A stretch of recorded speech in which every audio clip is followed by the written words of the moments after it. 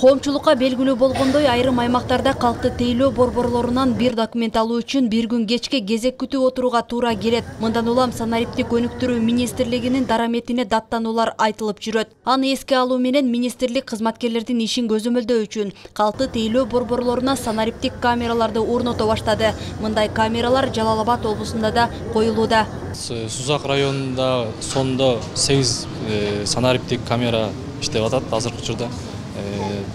Нокенде жаңы ачылганына байланыштуу азыр камералар орнотулган жок. Аларга жакын арада уже тапшырмалар берилип, өкүл кармакта өкүл Абсаттар Токтогуловдун тапшырмасы менен жакын араларда камералар орнотулат. Токтогул шаарындагы калкты тейлөө борборунда 8 камера орнотулган. Эң биринчи кезекте максаты бул коррупцияны жок кылуу, элге толук кандуу камсыз кылуу, элди толук кандуу ошол немеси менен муктаждыгын жоюу. Облустагы эң чоң калкты тейлөө борбору Жалал Абад шаарында жайгашкан. Мында бир күндө 500гө жакын жаран кайрылат.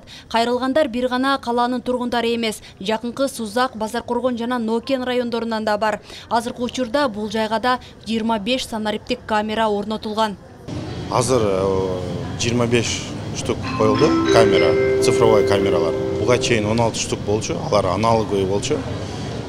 Понедельниктен баштап 25 камера ишке түштү. Министерство цифрового развитиянын буйругу боюнча.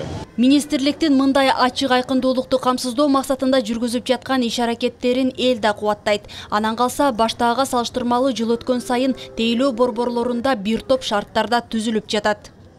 Ооба, бардык жакта керек ушундай камералар. Көзөмөлдөп турса, коррупция кичине болсо дагы жоюлабы, элге жеңилдик болобу деп ойлойбуз. Камераям жакшы, элдерге шартты жакшы түзүп берип койгон, мынтип очурут менен. Азыр мурункудай баягы тааныш билиште эле чуркап кирип кетмей жок экен, монда талондор менен өз ара өзүнчө кирип. Жакшы да камералардын барды.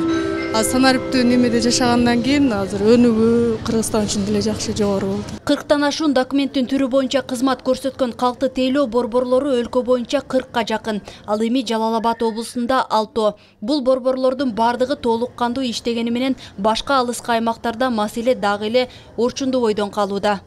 Жаңылай Болотбекова, Жанызак Нурдавлет уулу, Жалал Абад шаары.